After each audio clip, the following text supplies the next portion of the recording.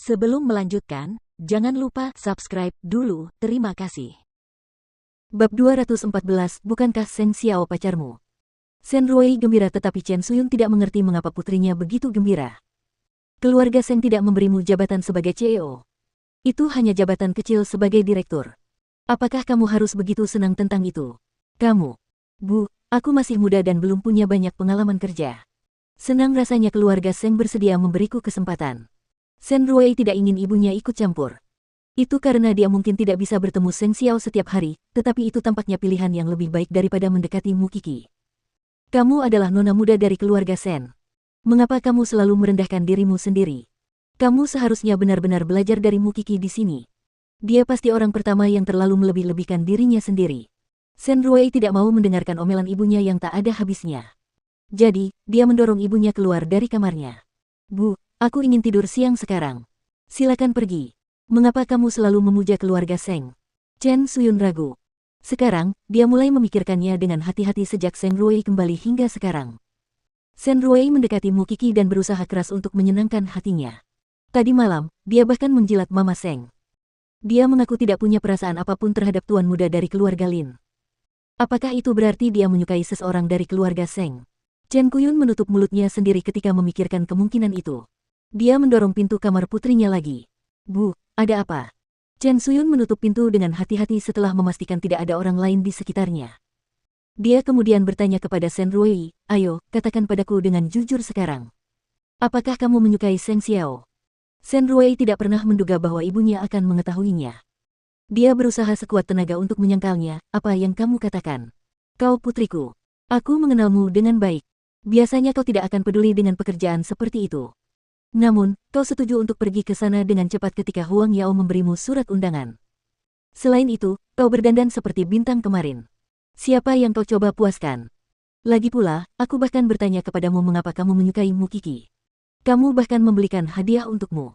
Tentunya, targetmu adalah Seng Xiao, bukan? Shen Ruoyi tahu bahwa dia tidak bisa lagi menyembunyikan rahasianya dari ibunya. Dia hanya bisa meraih lengan ibunya dan berkata, Bu, tolong bicara dengan lembut. Berani sekali kau. Bagaimana mungkin kau bermimpi menjadi menantu keluarga Seng? Kau bahkan memilih Seng Xiao. Apa kau tahu betapa menakutkannya dia? Selain itu, kau tidak boleh memberitahu kakekmu tentang ini. Jika tidak, dia akan menyangkalmu dan mengusirmu dari keluarga Shen. Bu, aku tidak membutuhkan keluarga Shen lagi jika aku menikah dengan keluarga Seng. Aku tidak perlu repot-repot memikirkan keluarga Shen. Jadi, Bu, tolong bantu aku. Bantu aku untuk menjadi pacarnya. Siapapun lebih baik darinya. Dia adalah Seng Xiao. Apakah menurutmu dia akan jatuh cinta pada sembarang wanita? Ngomong-ngomong, aku tidak bisa membantumu. Chen Suyun memahaminya dengan baik. Jika tidak, dia mungkin akan mendapat masalah juga. Baiklah. Sebenarnya, aku rasa ibu tidak bisa membantuku. Tapi, ibu, tolong jangan ikut campur dalam urusanku. Jangan halangi aku mengejar kebahagiaanku sendiri. Chen Suyun hanya bisa menghela napas pasrah saat melihat betapa teguhnya tekad putrinya. Dia bisa menyukai siapa saja asalkan bukan Seng Xiao. Apakah dia tidak tahu fakta bahwa Seng Xiao hanyalah iblis?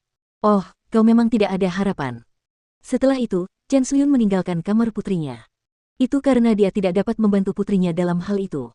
Shen Ruoyi bisa mendekati Seng Xiao melalui pekerjaannya. Tapi bagaimana dengannya? Dia hanya bisa mendekati Seng Xiao melalui Mu Qixi. Namun, hubungannya dengan Mu Qixi sekarang dingin dan jauh. Jing Yun mengatur semuanya dengan sempurna. Malam itu, Shen Ruoyi membicarakan hal ini dengan kakek Shen. Dia mengatakan kepadanya bahwa dia akan bekerja di Huang Yao. Kakek Shen merasa bingung. Mengapa Jing Yun bertemu Shen Ruoyi dan bukan yang lainnya? Namun, dia tidak keberatan dengan keputusannya saat melihat betapa gembiranya dia. Kalau begitu, pergilah dan latihlah dirimu. Namun, kakek Shen diam-diam menelepon Jing Yun. Apa yang sedang direncanakan tuan mudamu saat ini? Mengapa dia meminta Ruoyi untuk pergi dan bekerja di Huang Yao? Tuan Shen, Nona Ruoyi adalah orang yang berbakat. Lagi pula, Nyonya adalah orang yang menyarankannya. Itu tidak ada hubungannya dengan tuan muda. Jing Yun tahu bagaimana cara bertele-tele. Jadi, dia berhasil membuat beberapa alasan. Kakek Shen berpikir bahwa Mama Seng ingin meringankan penderitaan Qixi dengan memikirkan cara untuk menghibur paman ketiga dan keluarganya. Jika Shen Ruoyi tidak selalu di rumah, mungkin hal itu dapat mencegah terjadinya konflik lebih lanjut. Kakek Shen tidak mempermasalahkannya lagi. Jadi, dia menceritakannya kepada Shen Jianchuan ketika dia pergi mengunjunginya di sore hari. Shen Jianchuan tidak setua ayahnya. Dia bisa merasakan bahwa Shen Ruoyi menyukai Seng Xiao berdasarkan apa yang terjadi akhir-akhir ini. Namun, dia tidak mengerti tindakan Seng Xiao. Jika dia tidak punya perasaan terhadap Shen Ruoyi, mengapa dia memintanya untuk pergi dan bekerja di Huang Yao? Tapi, jika Seng Xiao punya perasaan pada Shen Ruoyi, bagaimana dengan Kiki? Saya tidak mengerti apa yang dipikirkan anak muda akhir-akhir ini. Biarkan saja karena kita tidak memahaminya. Shen Jianchuan tidak mengatakan apapun kepada kakek Shen. Namun, bagaimana dia bisa mengetahuinya? Terkadang, seseorang tidak perlu membicarakannya mengenai hubungannya dengan orang lain. Dia hanya ingin cepat pulih agar bisa kembali dan melindungi putrinya. Dia tidak peduli dengan Chen Suyun dan Shen Ruoyi. Jika mereka menindas putrinya, mereka hanyalah bajingan. Akan tetapi, dia masih tidak dapat banyak bergerak meskipun dia sekarang dapat berbicara. Jadi, dia tidak bisa banyak membantu putrinya. Lagi pula Mukiki tidak mengatakan apapun padanya. Malam harinya, Mukiki pergi ke rumah sakit untuk menjenguk Shen Jianchuan. Ia ingin pergi saat melihat ayahnya sedang beristirahat. Namun, tiba-tiba ia membuka matanya dan menatap putrinya. Kiki, hanya kita berdua di sini. Sejak pertama kali bertemu, kita tidak pernah sempat berbicara dengan baik. Apa ada yang ingin kau katakan padaku? Apakah ini ada hubungannya dengan keluarga Shen? Bibi cantik itu datang dan menemuiku 2 hari yang lalu di keluarga Shen. Apakah kamu tahu bahwa Shen Ruoyi akan bekerja di Huang Yao?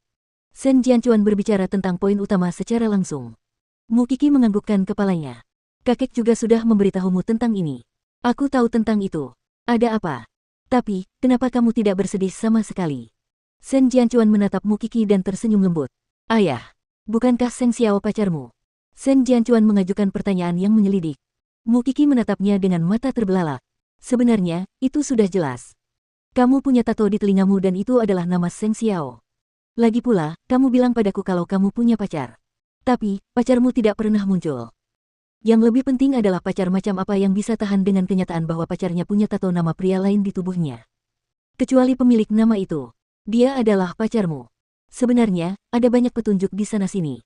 Mengapa kamu tidak kembali ke keluarga Shen? Mengapa kamu bersikeras ingin tinggal di sana sendirian? Mengapa kamu memilih mengandalkan Seng Xiao daripada percaya pada keluargamu? Meskipun Seng Xiao dilindungi oleh Jing Yun, aku mendengar dari kakekmu mengenai bagaimana dia melindungimu dalam berbagai kesempatan. Ini lebih dari apa yang seharusnya dilakukan sponsor untuk Anda. Apakah Anda menyadarinya?